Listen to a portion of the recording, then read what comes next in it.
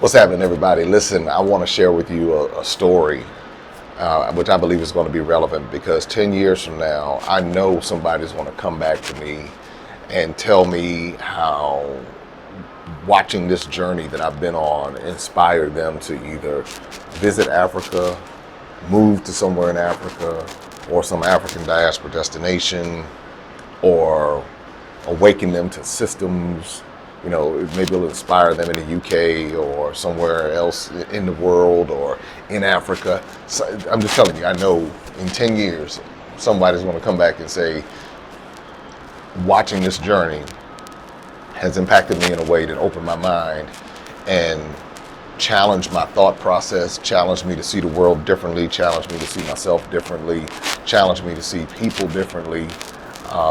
And the reason why I say that is because 10 years ago, I was, financial literacy that's my lane.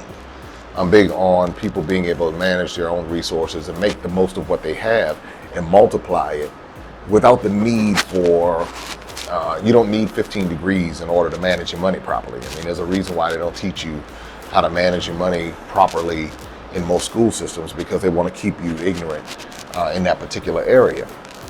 So, my brother Clifton, he's a gentleman I met 12 years ago now, and he's helped me with the youth initiatives I've had in the Washington metropolitan area, and he's really been a huge encouragement in front of the camera, behind the camera, and always reminding me of, Jay, these are the things that you've done along the way. And so many of you are familiar with me from my Africa travels, but there's a backstory that is so much deeper. And this Africa component is really just kind of like the culmination of all of it coming together. So what Clifton did, he reached out to me and he said, hey man, you're not going to believe this. There's this young lady who came to one of your plays almost 10 years ago. And her story is, really embodies what you talked about and what you talk about and what you did. Now, 10, 11 years ago, when I started talking about a certain aspect of financial literacy, just like now with Africa, I got a lot of pushback. I would go speak at colleges and guidance counselors would be there, and they would resist my message of obtaining a college education debt-free. They were saying you couldn't do it, you can't do it, it's not feasible, it's not reasonable, you can't do this. And I encountered that same stuff even when I started talking about Africa. Why do you want to go to Africa? There's corrupt governments and there's poor and sick and all this other kind of stuff. And so when you know what you're doing, what those types of people have to say only serve as fuel. So back then, I wrote a play called College Fever, and I wrote created a seminar called Debt-Free College Degree. And it's the seminar. So what it did was it showed people how to go to college without student loans, get their 4-year degree, their master's degree, and all of that. So, so when I did the play College Fever, people would come, people would cry. I mean, because they recognized either they were in a situation where they took out all these loans and were trapped, didn't finish their college education or whatever, or either they finished their college education and they were struggling to get by. And what this production did and what the seminar did was gave them answers and showed them how to do it without the loans. Now, even as common sense and as simple as some of these strategies were, there was always somebody who resisted. And so the story I'm going to show you right now it speaks volumes. It speaks volumes about mindset, about cultural conditioning, but it also speaks about perseverance and realizing, coming to the realization about some things internally. And I will tell you, I would encourage you to share this with all of your family members, anybody considering college, anybody considering taking out those student loans. And it's also a reminder for me when it comes to this whole Africa mission that I've been on. to be able to bridge the gap is to keep pressing forward, because I know in 10 years somebody's going to come back and say the bridge was gapped for me, but I wasn't trying to hear it at first because I just wasn't feeling XYZ, and my family was giving me all kind of drama and grief and such and such and such and such. And then they come over and they build a business that, you know, that creates opportunities, economic opportunities on both sides of the Atlantic, or it inspires somebody on the continent to say, you know what, I'm gonna go and utilize the resources that I have in front of me, and then I'm going to do X, Y, Z. I don't know how it all pans out, because what I am recognizing is that the influence is on both sides. So take a look at this video, and I'll come back at the end and close it out. But watch the entire video.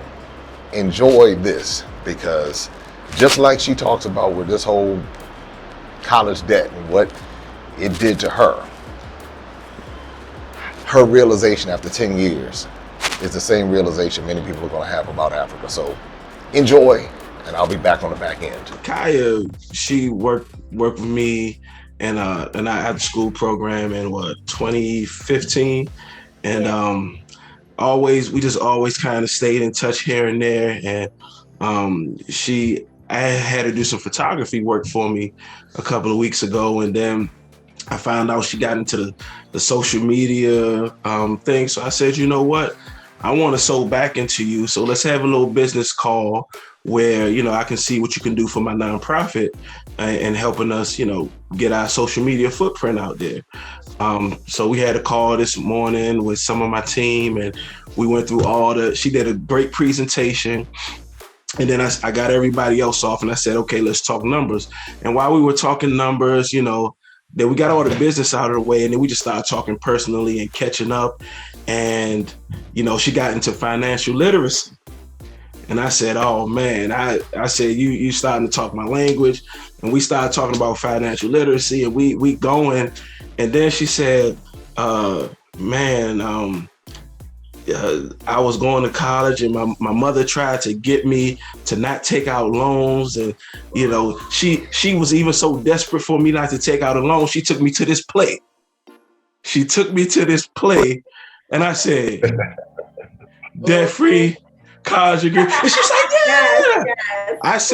I said, all the financial stuff I've been talking about, I learned most of it from my guy. I said, my big brother, man, I said, he would love to hear your story. I said, would you be willing to talk to him if he can find the time? And y'all know he in Africa somewhere. I said, would you be willing to share your story and how, because when she shares it, she gonna tell you that she didn't listen to mom, she didn't listen to the play, and still went anyway. So I said, he would love to hear your story. And I told her, you know, she already called her mom and everything. So, so with all of that being said, and for her to tell you why she shouldn't even went to college in the first place and this, that, and the other, it went right into everything you hit in your play. So Micaiah, you have nothing to be nervous about. This is one of the coolest dudes I know. And just go ahead and just tell your story, and, you know, let's just make it authentic from there. Yeah. No, I just want to say thank you so much, because you've been such a blessing in my life without you knowing. I believe my mom took me to the play twice, but I'll just go back. So yeah, I'm 27 years old. You were hard-headed. Oh yeah. You weren't listening. And so I was telling Brother Clifton, I was saying, like, you know, all success stories aren't that they didn't get the loans, but sometimes it's that they got the loan and then they stopped. Because that's literally mine. Like, I got the loan and then I dropped out. and then it was like, okay, but I remember, like, you still gotta pay the loan off. But I'm just grateful to God that the light bulb clicked. So sometimes it doesn't happen when you want it to, but I'm just grateful to God that it did. But I'll just take you back. So I'm 27 years old. My name is Micaiah. I'm a native Washingtonian. And ever since I was a little girl, I've always wanted to be an actress. And I've loved everything entertainment. And I didn't know what acting was, but I just knew that I wanted to be, that's the Raven's little sister. So I had this acting coach that came to my elementary school before we didn't have acting at our school. So he was the first person to introduce me to what acting was. I fell in love with it. I got paid, did some paid acting gigs as a kid, and my mom kind of got nervous and was like, we're all about academics. So I couldn't go to Duke. I ended up going to Banneker. And I feel like before I've been doing like some awareness work and trying to see like, why was I even so wrapped up in, I gotta go to college when I knew I'm a creative, and it took me back to that time where I felt like I wanted to go the creative route and I got my first no. Like, that's not practical. I don't know anybody in our family that does that. I don't want you going out to LA. I don't got no family out in LA. I need you to do something that I'm familiar with and that's comfortable. So I attended Benjamin Banneker Academic High School across the street from Howard.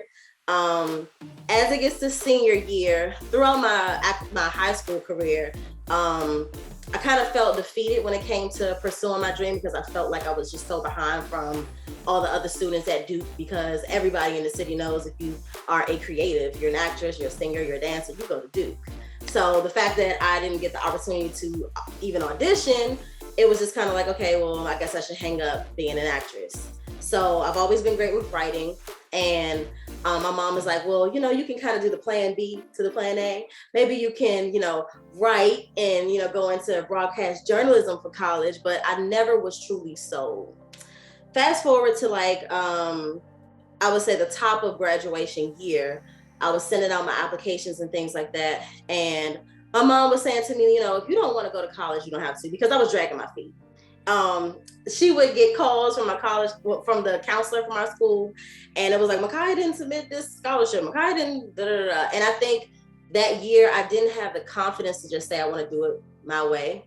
And I also didn't know, I later had a conversation with my mom, just kind of telling her about that time, and she was just saying like, had I really known how hard or like how badly you really wanted to pursue the dream of acting, I wouldn't have been pushing college. But she was also unlearning her behaviors of like trying to prove stuff to people, and what would they say if her child didn't go to college and all that. We had some really great like in-depth conversations, but so all of that is at play. So I'm really not I'm not active. Like I'm not doing my scholarships. I'm barely applying.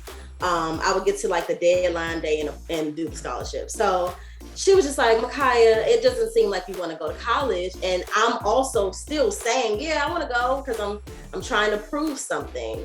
But my actions just aren't showing it. So we were riding home one day. My mom keeps her car on 104.1. And an advertisement for your play came along.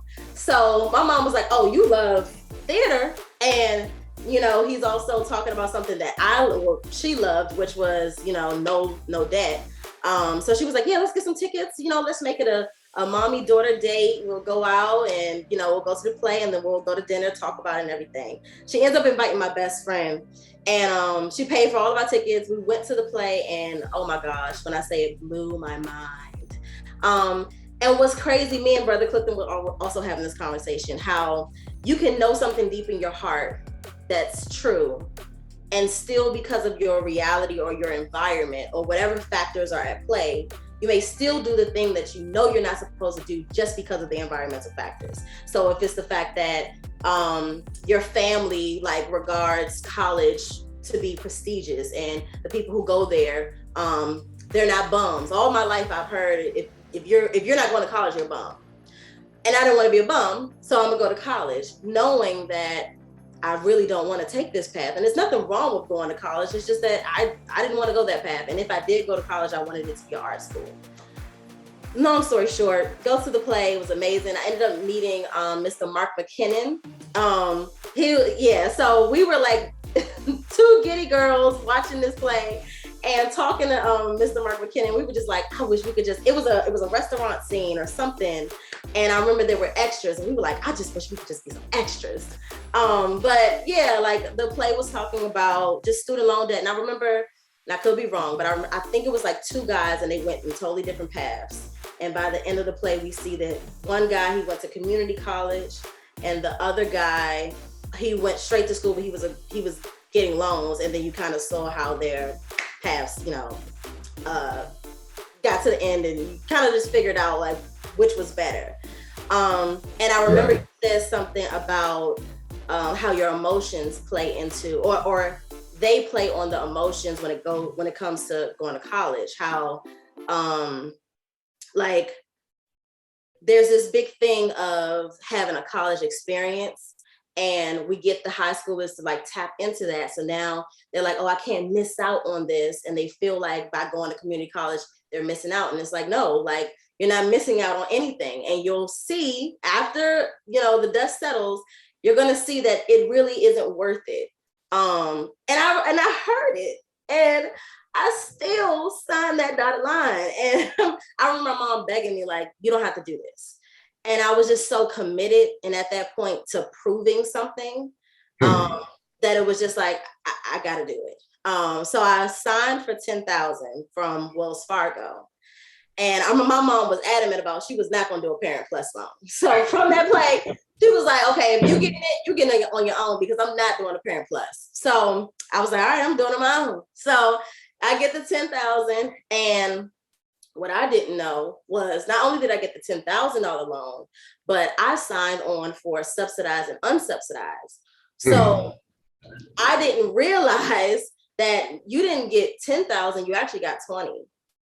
And granted, I didn't even want to be there. So I go off to school. I am still grateful for my little bit of college experience, because it did like introduce me to different walks of life and people. And I was able to find myself. I remember taking a musical theater class, and I was at school for broadcast journalism. And I was crying on the phone to my mom, just explaining to her that like 20% of my school year, I do something I actually enjoy. And then 80% I'm doing something that I hate. And she just couldn't wrap her mind around, but you're a good writer, so how can you hate something that you're good at? And I was just like, I just don't enjoy it. Like I wish I could be at school doing musical theater, and then 20% is, my communications classes. So we kind of like talked about it on the phone, and she was just like, Micaiah, if you don't want to do it, you can just come home, you just leave. So I went to a school where we had a co-op. So you had to go to school for 6 months, and then you worked for 6 months. So I came home, and through my high school teacher, I was able to land an internship with the Motion Picture and Television Development Office here in DC. So they handle like permits for films and stuff like that. So that was kind of fun. It was still admin, but it was still at least in the industry that I admire, that I love. So came home and did that. And then after doing that internship, I was like, Mom and Dad, I'm not going back to school. And my father, because he never got a college degree, was just he wasn't disappointed, but he was just like, technically, because I was taking so many credits, I went to Drexel University in Philly, and it's not like a semester school. It's like quarters. So you're taking so many credits that I would have technically been like a junior, but I was a sophomore at my school. Okay. Like, well, you got one more year, like you can push through. And I was just like, you gonna get another loan? Because they started to, I also, another thing, I was able to get, I wrote for appeals. So I was able to get like $5,000, $7,000. Once they started building these like high-end apartments for students to be able to, get or live in, they started taking back all of that money. So they took the 7, they took the 5, they were just stripping students left and right. And of course, a lot of those students looked like me. So I was just like, I'm not getting another loan. And I remembered like from the play, first of all, I shouldn't have got the loan in the first place. So I'm definitely not signing that dotted line again. So I remember having a conversation with my dad, like saying like, are you gonna sign? You gonna get the Parent Plus? Because Mommy's always saying she's not getting the Parent Plus, and I can't get another loan. So ended up coming home, and then it was like, okay, girl, you don't have a degree, but you still got to pay those loans back. And I just remember like every single stage in my life, the play and my mom being so adamant about me not getting student loans just kept resurfacing. And I just remember saying like, if I could just land me a job and start, paying before those 6 months, like I'll be on to something. And of course that almost never happens the way that you want it to. So I fell into a slight depression because I had this loan, but I didn't have a degree. So it was like, even telling people I have student loans, I felt stupid because I don't have a degree to show for it. Most people, sometimes you can get loans and you get a degree and maybe you feel like, I'm happy to be paying it back because at least I got something for it. I felt like I went to school and I got nothing but experience and I didn't get that degree. So it was like, I'm paying loans for kind of nothing. Like if I had just took a year and thought clearly, like maybe I wouldn't be in that position. So fast forward also too, then I realized I got into 2 car accidents and had to put the payments into deferment. And I didn't realize that when you defer your loans, they accrue an interest that you ain't never seen before. So I started with 20,000, then it got to 30. And that's when the light bulb clicked. Yes, it accrued $10,000. And my graduation year was 2013. I went off to school 2013, 2014, 2015. I came home, I started working for mommies. It's not 10 years yet. 10 years will be next year. And it's already 10,000 more. So now it's at 30, which I can happily say now it's 25. So I'm still, paying on my loans. And I did this loan calculator to see how long it would take. And I'm actually working with different contractors. And now because I don't need that for living expenses, I'm just like, pay the taxes and throw everything at my loan. But I say that to say that all the success stories don't look the same. And just because I did go down that path doesn't mean that your work was in vain. And it truly left such an impact on my life. But at every point, I always remembered that play. And I feel like for other people, I know that they attended that play and maybe not all of them followed the advice, but your impact never leaves. And that's how I felt for myself. Like I encourage, I'm not sure if you're still doing the play, but I feel like you're gonna make me bring it back. You're gonna make me bring it back now. Seriously, because even at 27, I saw the play when I was 18. It'll be almost 10 years. But it has left such an impact on my life. And now I'm at the place where I'm like, okay, I'm going to be debt free by 30. And I'm doing everything I can to be debt free by 30. But I've learned so much and I'm grateful for my journey. And I just tell my younger sister now it's like, oh, you're absolutely not getting any loans. Sorry. Like, my mom gave me a choice, honey, but you're not getting a choice. Okay. You don't need the loans. And she wants to be a veterinarian. So she's going to be in school for a minute, but right now, like she's just been doing so well with her classes. Her goal right now is to become valedictorian. So she's like never trying to miss school. She's like staying behind with her teachers and things like that. I'm really proud of her, but like she has such a better understanding of debt and student loans and like college is a business and that it should be looked at as an investment, not the end all be all. And I'm grateful that even though all of my mistakes, like I can impart that same wisdom into her, but I wish the play was around that she could attend it just so she could say for herself. But yeah, I just want to say, you really have made an amazing impact on my life. And that play, we saw it twice. And even though I was a knucklehead and I was still trying to, figure myself out and trying to impress people, impress my family and, not wanting to feel like I would be ostracized because I didn't take a particular path. I'm proud that God allowed that light bulb to go off when he did. And your play was definitely a part of that. So I really appreciate it. Well, I certainly didn't expect this today. Oh, no. This came out of nowhere. I mean, really, because, one of the things, and I'm actually working with someone now. Her name is Tandy, and she helps people get scholarships to go to college. And so College Fever and Debt Free College Degree, Masterclass, those have never left me. It's just, when you had all of this, everything I do ties together, whether it be from a financial literacy component, whether it be from some sort of education. So it's some sort of awakening and empowerment, something happening. But when I hadn't thought about College Fever in some years, but I'll always like run little clips from it just to kind of keep it out there. And sometimes you don't know who's watching. I mean, you're talking almost 10 years later. Yes. And, it wasn't very popular back then. People weren't running around like, yes, come to this, I mean, people were, like your mom. I mean, it was packed that night. The night I went. Well, I've had, yeah. I mean, you have those, it's kind of like when you're creating something, you don't realize, and I guess, looking back, you don't realize the impact that it has until you hear your story. I mean, because you sat down and picked everything. I mean, I'm remembering when I was writing it and I was like, okay, this point has to be made right here. And it's like to hear you say all of the points almost 10 years later. Yeah. It's like, wait a minute, somebody got it. And I understand. Even I had a lady come up to me in 2017 and she said, Jay, whatever you do, she said, keep doing. She said, I came to the play. I didn't listen. I took out $100,000.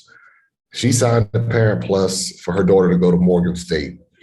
Her daughter went to Morgan State, came out with a psychology degree, but can't get a job anywhere. And she's like, I didn't listen and I can't retire. She said, so now I'm still having to pay these loans back. But you hit on some points as far as people, trying to keep up with the image and trying to do all of those different things. And you understood that it was a deeper issue. And I think that was the point that I was trying to make to everybody, trying to keep up with the Joneses and trying to do all of these different things. And it's an image. And when we think about the financial implications years later, we're thinking about a degree without thinking about the business aspect of it or the return on investment or what this is going to look like for parents who are in their 40s and now they're co-signing these loans and they want to retire at some point, but they have $100,000 in loans and all of that. Now, to encourage you, I will say this: $25,000 in loans isn't the worst case scenario.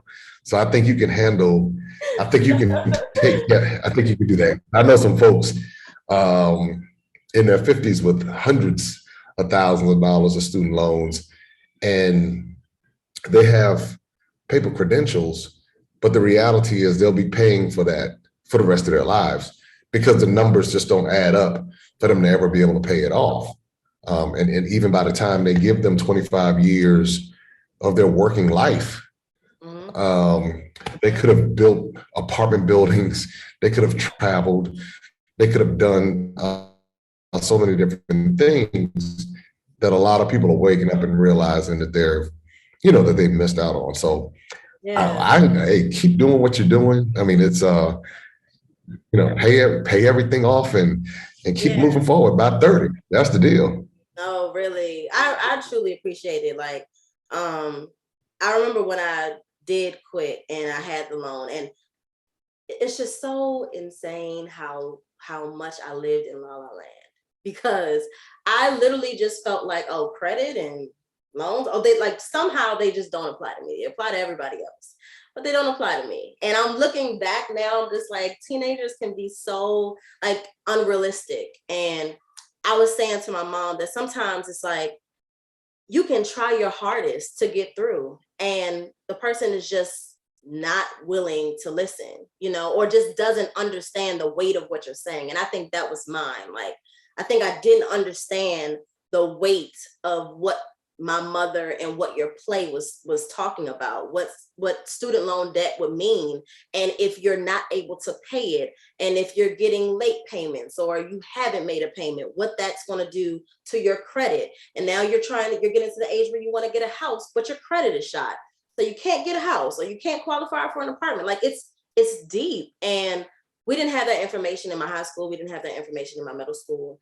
And then throughout my family, it's not like I come from a wealthy family. And also too, sometimes you don't understand why you shouldn't do something. Like, my mom had 70,000. Now it's at 60. My mom's in her 50s though. And it's like, it took her that long, and it seems like it's still so much further to go. But she was just saying how, like, I used to think she took out 70, and she was like, no, I took out 38,000. And that's how much accrued on top. And she would just always tell me, don't do it. Don't do it. Don't get the credit card. Don't get the student loan. Don't get the, but it wasn't until I went to your play where I understood why, but I don't think I understood the weight. And sometimes I just think you got to go through your own process, and God has to do his own refining, because he can teach one kid one way and he has to train up another kid another. And I think mine was, I needed to see it for myself to get it. But I just say that to say, don't be discouraged, even if there are people who have gotten the loan, because your impact has not left. And even when I was signing the dotted line, I still was replaying those scenes. So, the lessons and everything, like it never left. And that's why I'm able to be 27 trying to aggressively get it down, so yeah, it was amazing. It was really amazing. I remember my mom was trying to get my cousin to go, and she was just like, no, I don't even want to. I want to go to college, and I want to. And my mom was literally going through the entire family, like, you got to come to this play, you got to come to this play, like. And she told me to say that. I called her to tell her about that I was going to talk to you, and she was like, you got to tell him I was the one that was in your corner telling you don't do it. But no, we saw the play twice because she was taking other kids. So you definitely have a lot of love and a lot of support out there, and you're doing amazing work. And even if it doesn't look like the picture perfect, I listened and I didn't get the loan, like, your impact is felt, your value to this community is felt, and just keep doing what you're doing. Like, 10 years later, and I'm still screaming about this play. So I tell you, it's going to have to come back. I'm gonna have to bring it back. There's no way to hear all of this and not bring it back. I thought about it today. I mean, I was like, okay, I was going through the Arsenal. Clifton likes to remind me, I was like, okay, wait a minute. I said, I got a few things in the arsenal here that I need to keep out there. And this is one major piece, because what you're sharing is a part that a lot, because some people think that what I was saying was discouraging people from going to college, which I was not. It was not at all. It was like, hey, if you're going to go, let's put this in perspective from a financial aspect. Let's take the emotion out. Let's look at the dollars and the cents, because those colleges are looking at the dollars and the cents. Yep. They don't care about your family and the legacy and no, they want your money. And so the Navient and Sally Mae and all of them, they want your money. So it's up to us to protect our resources and not give it to them. And for something that maybe the return, maybe the value might not be there. So and my whole thing has always been, there's a smarter way to go about doing it, with the proper preparation, knowing the system, scholarships, obviously community college is an option, but then getting deeper and helping people understand what's fueling this, what's fueling what's the motivation behind your decision. And to your point, a lot of times it's maturity, sometimes, or immaturity. Sometimes it's peer pressure, family pressure, fear. A lot of things are motivating factors behind it. But guess what? You got it. And so by the time you turn 30, then you can say, hey, and then when it's time for your children and you moving on with your life, you can say, hey. But then you might sound like your mom. And you know what? To that point, me and Brother Clifton were having a conversation earlier, and we were saying, like, that's why it's so important for us as individuals and as the adults to reflect the environment that we want our children to come up into, because sometimes you can say, no, like, for example, my mom is saying, don't let people sway your opinion, and, always honor yourself. And if you don't like it, don't do it. Right. But if I see that my mom is still putting on a facade for her family, you can tell me, you can say, oh, you shouldn't be doing X, Y, and Z, but I'm only going to model what I see. And that's why I'm so, like, I gotta get these loans off. I don't want my kids to see me paying student loans, because if they don't see it, then they don't even know what student loans are. So now the first information will be from the world, but it won't be from me. So at least they have that base that my mom and dad don't have loans. My husband, he went to UDC, and he wanted to be a musician, and his father was like, okay, well, you're going to UDC. That's what I can afford. And so he doesn't have loans. And now because we're married, like he's trying to help me aggressively attack my loans, which I really appreciate. But I just don't want our kids to even see that. And me and my mom have a lot of deep conversations now, especially in light of like more mental health information, coming out now, and having access to therapy, but being able to see like, it really wasn't me being pressed to get a loan. It was me wanting to be accepted. And if I can model to my kids that it's not about acceptance as long as you feel good inside, but I have to be that first, because sometimes we're teaching from a place we aren't even at ourselves. And, environment is important. I think even when you think about just our culture and how we can have these, like the Boys and Girls Club. I did a lot of service work in high school with Boys and Girls Club. And as much as we poured into that community, we're spending about 4 hours out of the day with them. And then they're going back to an environment. So I use that analogy of like, if I'm saying, no, don't hit her because you didn't like what she said, but you're going back home into the environment where violence is okay, you're only going to turn it off when you're here. But it's for years. Violence is fine, and it's been living in your body for years. So you're going to get older, and you're probably going to repeat those same habits until you're able to see that this is toxic. So I think it was the same thing, that I'm looking for acceptance, but my mom's telling me to not care about it, but she hasn't stopped looking for acceptance. And it wasn't until she was able to see that we were able to connect in that way and be like, it's okay, but let's not pass it down to the next generation. So. Well, this is good stuff. This went deeper than student loans. This went into family culture and understanding. And kudos to your mom, because I know some folks that's like in their 50s and 40s, and you can't tell them anything, and they know it all, and it won't even listen to anything else. But the good part is that two of you are now, both of you are adults now. You're still her daughter, but you're an adult. You're married. You're almost 30. So the conversation has changed, and now it's going to benefit your children. All of these lessons, because it'll be modeled, and it's not like it just won't be you saying it. It'll be her saying it as well. And then with your husband being there to support you through this whole journey, that's what I'm saying.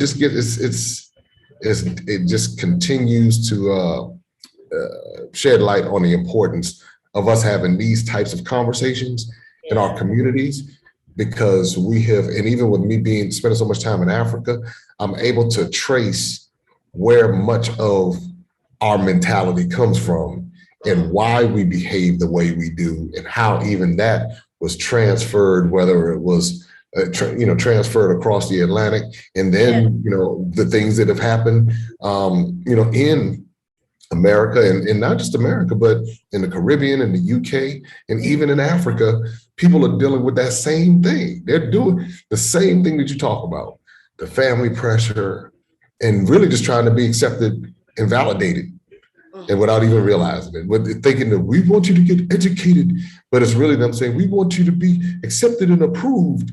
And if you do that, and it's like education comes in so many different forms. It comes in so many different forms. And like you said, you were creative. You knew that wasn't your thing.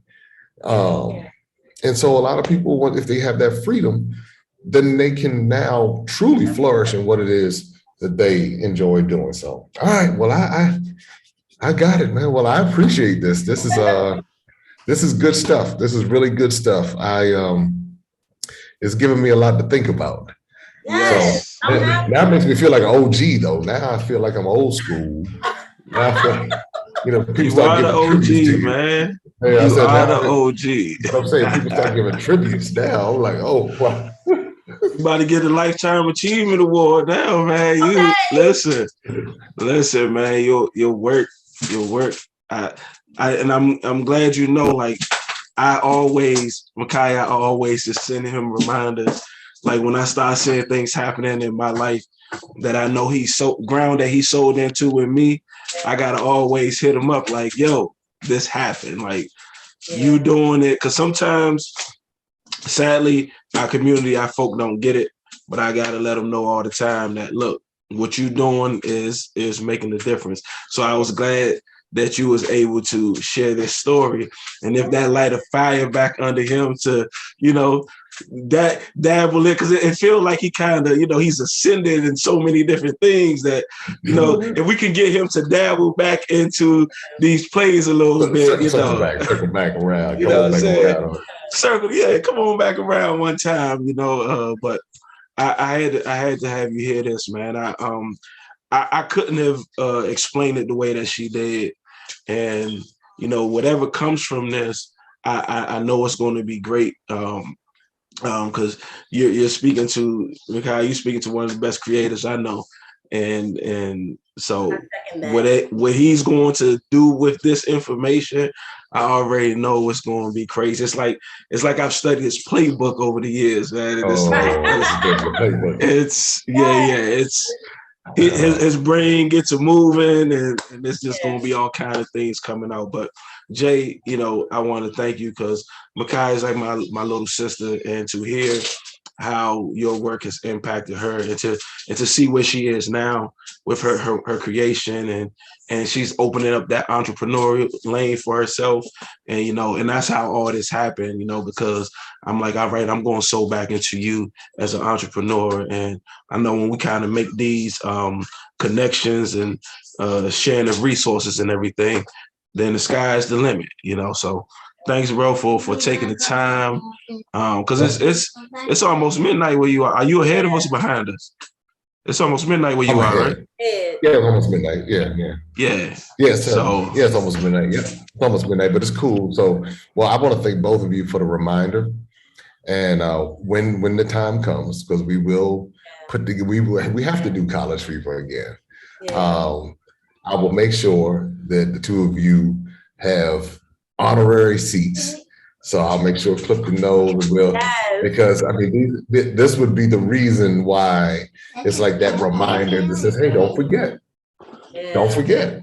So and this is something that it's a reminder on several different levels.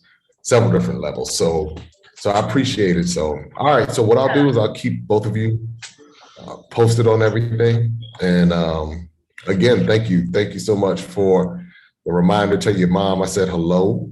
Yes. And, oh my gosh, she's gonna scream. Yeah, please tell her. She has to be a part of the seats too. That's why you, your husband, the whole family, the whole family. Yes. Tell the family, come on. I got you. And then that way we make that happen. Yeah, definitely. So, but cool. All right. Well, you give me a lot to think about. Well, thank you so much. And if y'all have any questions or anything in the meantime, y'all know how to find me. Thank you. Oh man, thank you, man.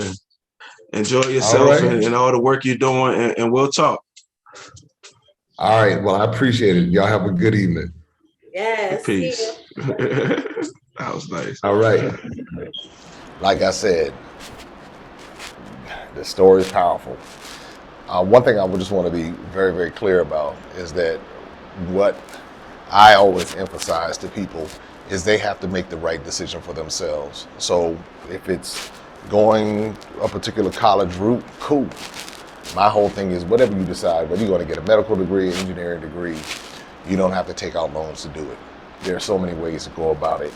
And whether it's through scholarships, I'm not going to do the whole seminar right now, but just know I have people right now who are in the process of getting their doctorate degrees debt-free, just completed their master's degree debt-free, people constantly completing their undergrad degree debt-free because of the strategies that we talk about.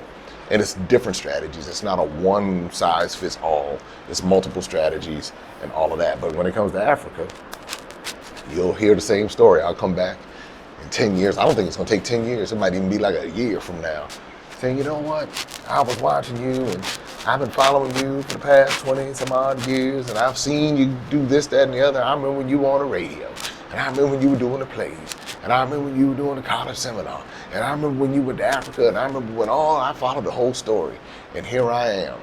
So what I'm saying to each person is follow your path, follow your journey, and be unapologetic about it. And just when the reminders come, celebrate the reminders. And that's why I wanted to share this with you today. I hope it serves as an inspiration for you. Yes, now people are going to ask, when are you going to do the college fever play again? When are you going to do the debt-free college masterclass?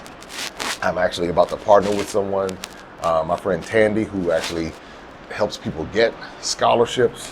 So that's going to be a collaboration, and we're going to bring debt-free college degree masterclass back post-COVID, or whatever you want to call it, COVID. So now that there are so many opportunities available as a result of it, stay tuned for all of that. But this is the biggest thing: subscribe, like, share. This is just the beginning on so many different levels with Africa, but we have more coming on the way. And don't forget to pick up the Adventures of Darren and Destiny children's book series. We got some fun stuff coming with that about financial literacy and Africa and building businesses and all of that. So until next time, take care, be safe. Open up your eyes and see all the fun and mystery. Take an African adventure with Darren and Destiny. From the mountains to the shore, so many things to explore. Take an African adventure with Darren and Destiny. The Adventures of Darren and Destiny. And Darren and Destiny are twin brother and sister, and you go on their adventures throughout the African diaspora, meaning so African diaspora destinations, primarily focused in Africa, but we go to South America, we're going to go to the Caribbean. Their first book is going to take you to Ghana, and then we're going to go on a safari, and from there we're going to go to Ethiopia, and then we go to Salvador, Brazil.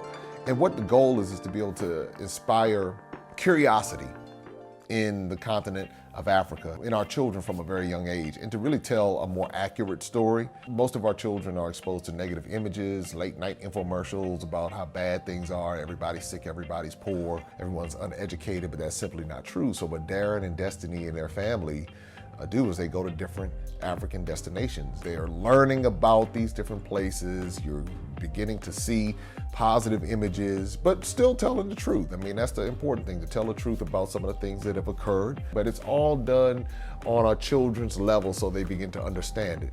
And it begins to pique their curiosity. They begin to learn more. And hopefully one day they will want to explore and visit the continent of Africa and its many countries. There's just so much that Darren and Destiny are able to do, and as they're doing it, it's like they begin to open the minds of a new generation, and they don't get bombarded and indoctrinated with negativity. They're actually able to see positivity and inspiring images and messages about the African diaspora, as well as those who are still indigenous to the continent of Africa, and they begin to learn more and just see things differently. So I'm excited about introducing the Adventures of Darren and Destiny.